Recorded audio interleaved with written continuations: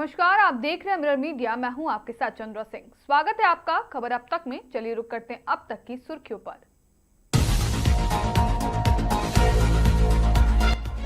बारिश ने फिर बहाया झीलिया डायवर्जन। मैथन कुमारडूबी चिरकुंडा का संपर्क टूटा।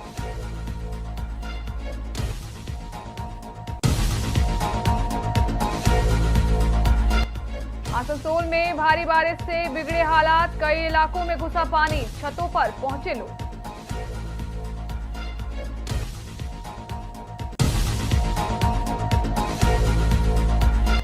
धनबाद में 10 फीट की दीवार भरभरा कर गिरी। मलबे में दबी गाड़ियां, बाल बाल बचे छात्र।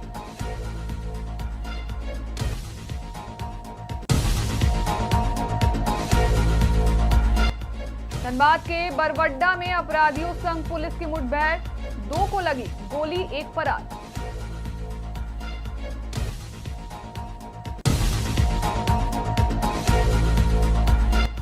देवेंद्र नाथ महतो समेत छात्रों की भूख हड़ताल खत्म। मंत्रियों ने जूस पिलाकर अनशन तोड़वाया।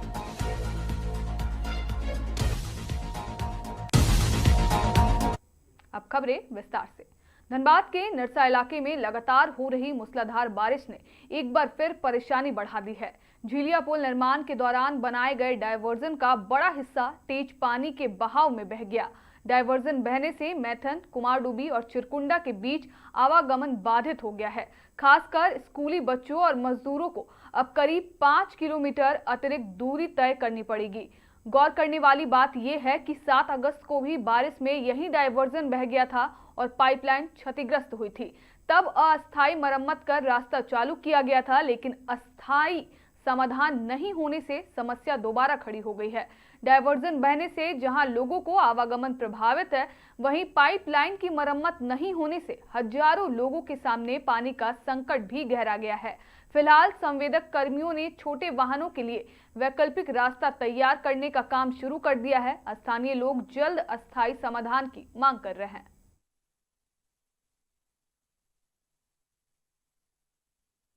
रात भर बहुत ज़्यादा बारिश हुआ, मूसलाधार बारिश हुई है, उसके कारण डायवर्सन बह गया है। और प्रकृति के ये देन है, इतना बारिश होगा तो कच्चा डायवर्सन वो तो टूटेगा ही ना। और यातायात को बहाल करने के लिए हम लोग दोनों तरफ अप्रोच बना दे रहे हैं कि अभी पब्लिक आना जाना करेगा और बाइक भी आना जाना करेगा। पेयजल का भी देख रहे हैं कि घोर किल्लत हो गया। पाइप हाँ, कल तो 9 बजे रात तक काम किया है लोग, लेकिन बारिश इतना हुआ कि वेल्डिंग नहीं हो पाया, उसके कारण उसका चालू नहीं हुआ है।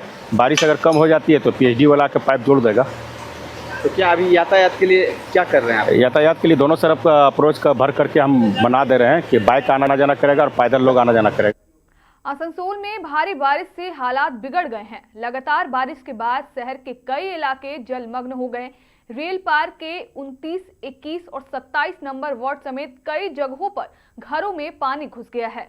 वहीं गारोई नदी का जलस्तर बढ़ने से लोगों की परेशानी और बढ़ गई है। कई परिवारों को घर छोड़कर सुरक्षित जगहों पर जाना पड़ा, जबकि कुछ लोग छतों पर शरण लेने को मजबूर हैं। हालात को देखते हुए सिविल डिफेंस की टीमें रेस्क्यू ऑपरेशन चला रही हैं और जलमग्न घरों में फंसे लोगों को सुरक्षित बाहर निकाला जा रहा है। फिलहाल प्रशासन की नजर नदी के जलस्तर और प्रभावित इलाकों पर बनी हुई है।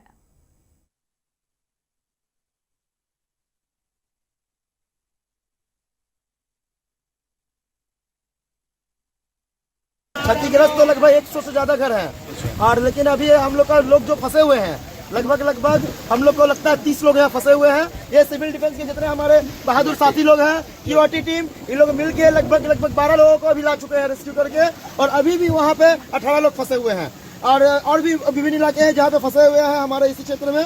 सब जगह हम लोग जाएंगे और एक लोगों को लेके आएंगे।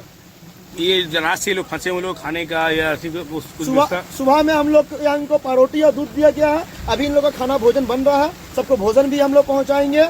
और ये पहला बार हमारा इलाके में हुआ है भारतीय जनता पार्टी का सरकार आने के बाद कि इतना जल्दी हम लोग के यहाँ के स्थानीय विधायक की चंदू मुखर्जी दा का कोशिश की वजह से इतना जल्दी हम लोग को रात में ही पूरा टीम मिल गया था और काम लगा हुआ है पूरा। ये जो घर डूबा हुआ है या लोग फंसे हुए हैं, ये लोग कहाँ रखा जाएगा बाद में? इसके यहाँ पे हम लोग का दुर्गा मंदिर और केटी रोड शिव मंदिर वहाँ पे व्यवस्था किया गया है। काली मंदिर है। देखिए पूरे इलाके के लोग लगे हुए हैं, जिनका घर ऊपर में सब अपना घर खोल चुके हैं। हम लोग का इलाका जो ऐसा है कि सभी लोग अपने अपने घर का दरवाजा खोल दिए हैं कि सभी को रखा जाए, भोजन का व्यवस्था किया जाए। ये कौन सा एरिया हुआ? ये रेल पार, तरी मोहल्ला, केटी रोड, काली मंदिर, न्यू बस्ती, सोनपापड़ी गली, ये इलाका है 29 नंबर। धनबाद के डिनोबले स्कूल के पास अचानक 10 फीट ऊंची मिट्टी से बनी दीवार भरभरा कर गिर गई। हादसे के वक्त स्कूल की छुट्टी हुई थी और छात्र छात्राओं के साथ बड़ी संख्या में अभिभावक भी मौके पर मौजूद थे। अचानक दीवार गिरने से भारी मलबा सड़क और आसपास खड़ी गाड़ियों पर जा गिरा। मलबे में दबकर दर्जनों वाहन क्षतिग्रस्त हो गए। गनीमत रही कि कोई छात्र या अभिभावक मलबे की चपेट में नहीं आया। दीवार गिरते ही मौके पर अफरा तफरी मच गई। हादसे के बाद लोगों में नाराजगी है। अब सवाल उठ रहा है कि कमजोर दीवार की पहले से जांच क्यों नहीं की गई थी और सुरक्षा को लेकर लापरवाही किसकी थी। 15 इंच की चौड़ाई थी, गिलावा पे मट्टी का गिलावा था। बस कब गिरी है ये दीवार? ये थोड़ा देर 1 घंटा पहले गिरी है। स्कूल की छुट्टी होने से ठीक पहले गिरी है। हाँ, स्कूल छुट्टी होने से पहले। किसी को चोट लगा है क्या? नहीं, गाड़ी में थोड़ा सा दब गया है, बाकी किसी को नुकसान नहीं। कितनी गाड़ियाँ लगी हुई थी? 10-15। कितना समय लगा आप लोगों को ये ठीक करने में? झारखंड में जेएसएससी, सीजीएल और टीडीपीएल से जुड़ी परीक्षाओं को रद्द करने के सरकार के फैसले के बाद अब चयनित अभ्यर्थियों का विरोध शुरू हो गया है। झारखंड कैबिनेट की विशेष बैठक के बाद सरकार के फैसले के खिलाफ चयनित अभ्यर्थी राजधानी रांची स्थित झारखंड मंत्रालय यानी प्रोजेक्ट भवन के बाहर धरना और प्रदर्शन कर रहे हैं। अभ्यर्थियों का कहना है कि सरकार ने उनकी बात सुने बिना परीक्षा और चयन प्रक्रिया रद्द करने का फैसला लिया है। उनका आरोप है कि इस फैसले से उन अभ्यर्थियों का भविष्य संकट में पड़ गया है जिन्होंने परीक्षा पास करने के बाद चयन की प्रक्रिया पूरी की थी। अभ्यर्थी सरकार से फैसले पर पुनर्विचार करने और उनकी बात सुनने की मांग कर रहे हैं। एक तरफ छात्र आंदोलन सरकार के फैसले को अपनी जीत बता रहे हैं, तो दूसरी तरफ चयनित अभ्यर्थियों के विरोध ने नई चुनौती खड़ी कर दी है।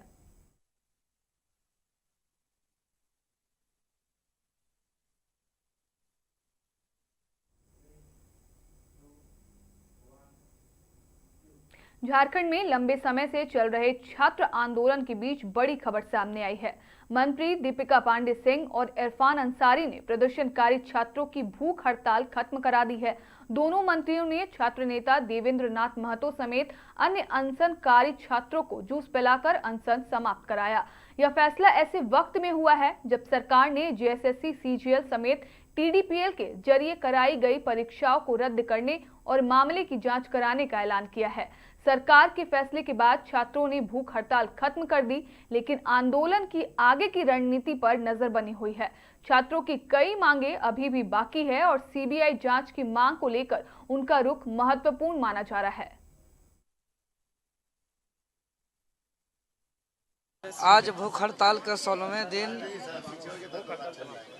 अपने बहुत ही सम्मानजनक तरीके से अपना अनशन को समाप्त किया, जिसमें मुख्य रूप से झारखंड सरकार के दीदी दीपिका मैडम जी और हमारे माननीय विधायक जयराम महतो जी के संयुक्त पहल से अपना अनशन को आज स्थगित करते हुए जिस मांगों को लेकर के हम लोग संवैधानिक और शांतिपूर्ण तरीके से जो आंदोलन कर रहे थे, वो हमारे सारे मांग पूरी हुई और हम लोग आज अपना शांतिपूर्ण आंदोलन को स्थगित करने का घोषणा करते हैं।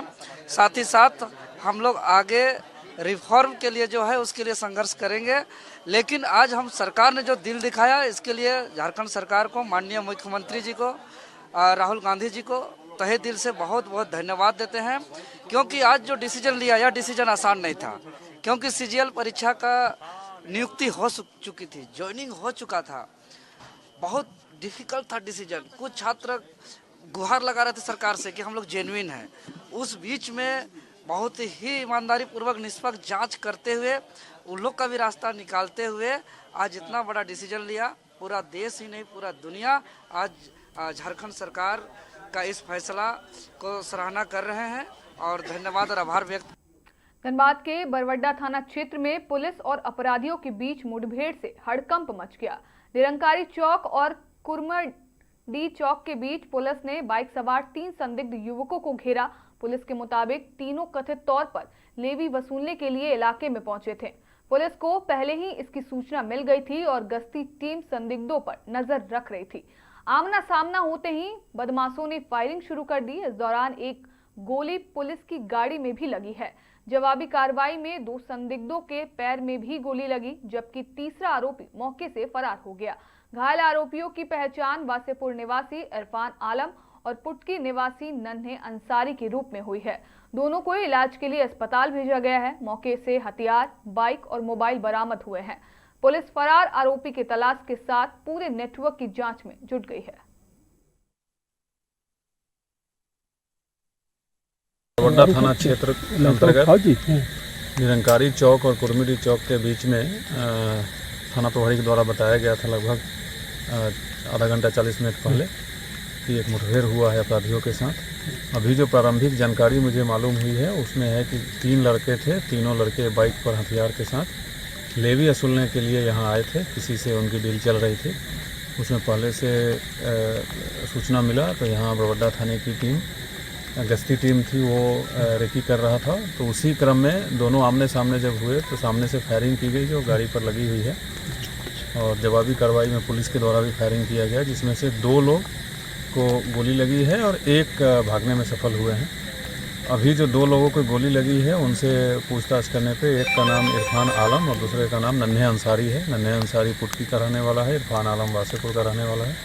तीसरा जो भागा है अभी उसका नाम पता नहीं चल पाया है, उस पर भी एक टीम लगी हुई है। और अभी तक इतनी ही जानकारी है। ये लोग लेवी वसूलने आए थे, बाइक से थे 3 लोग। किससे लेवी सर लेने आए थे? कुछ वो सब डिटेल चुकी अभी तो इमीडिएट किसके लिए सर लेने आए थे? ये जब स्पॉट पे लगातार पीछा चल रहा था तो ये फ़ोन पे किसी से बात कर रहे थे, तो इमीडिएटली जो जानकारी मिली है ये फ़ोन पे गोपी खान से बात कर रहा था। तो प्रिंस खान का भाई गोपी खान है, उसी के इशारे पे लोग कर रहे होंगे। तो गोपी खान के साथ ऑन दी स्पॉट बातचीत हो रही थी, इसका है। बाकी हम लोग डिटेल्स, अभी मोबाइल भी सीज हुआ है और डिटेल्स जानकारी जब मिलेगी। कोई आर्म्स हम लोग के पास मिला है सर? वहाँ मौजूद है और अभी डिटेल जब FSL की टीम आएगी तो बाइक का थोड़ा चेक किया जाएगा उसके बाद। और झारखंड में 23 दिनों से जारी छात्र आंदोलन के बीच सरकार ने बड़ा फैसला लिया है। मुख्यमंत्री हेमंत सोरेन ने JSSC, CGL समेत TDPL के जरिए कराई गई सभी परीक्षाओं और उनके नतीजों को रद्द करने का ऐलान किया है।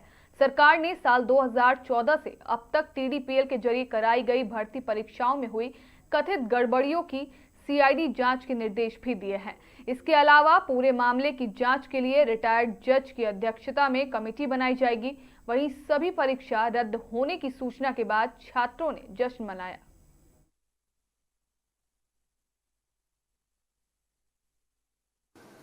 हम आगे बढ़ते हैं और जिस आत्मविश्वास के साथ आगे बढ़ते हैं वो विश्वास में कहीं ना कहीं नौजवान भी है।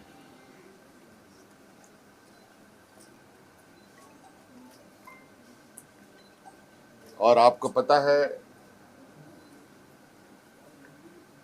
कि झारखंड में JPSC, JSSC के द्वारा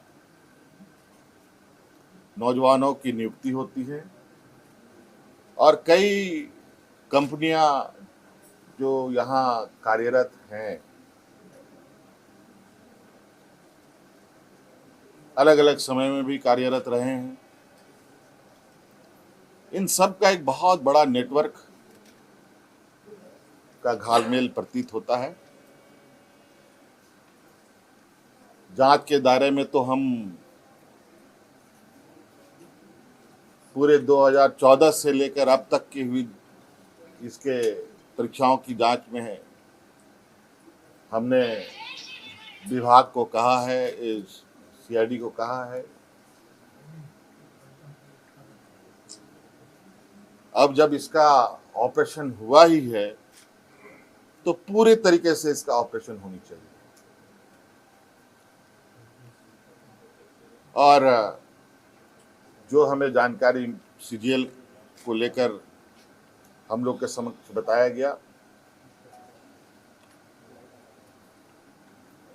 और उस तथ्य को समझ बूझने के बाद आज कैबिनेट ने JSSC, CGL को भी रद्द करने का निर्णय लिया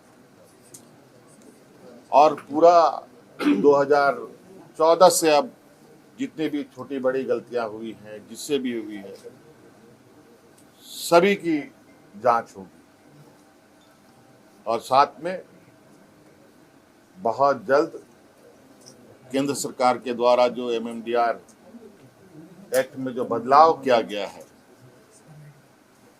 उस संदर्भ में भी हम लोग चर्चा के लिए एकत्रित होंगे। हो सकता है इस विषय पर MMDR एक्ट संशोधन पर हमें विशेष सत्र भी बुलाना पड़े तो हम लोग बुलाएंगे। फिलहाल के लिए इतना ही। बाकी तमाम खबरों के लिए बने रहे मिरर मीडिया के साथ।